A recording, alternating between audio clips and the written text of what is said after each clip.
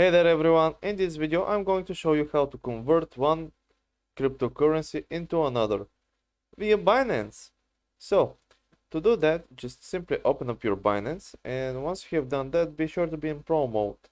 So if you're in Pro mode, you can just simply click on where it says More in your starting screen here. And you need to scroll down.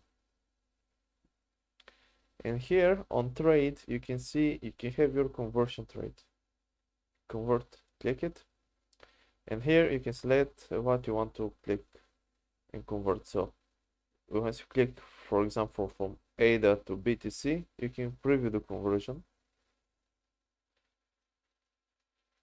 And you have 5 seconds to convert it. Why 5? Because, as you know, with crypto, everything changes fast. So the quote might be old, so it might not be up to date.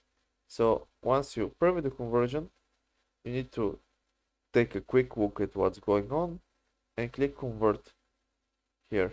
So that's pretty much it. Hope this helped. If it did, like and subscribe, and see you next time. Have a nice day.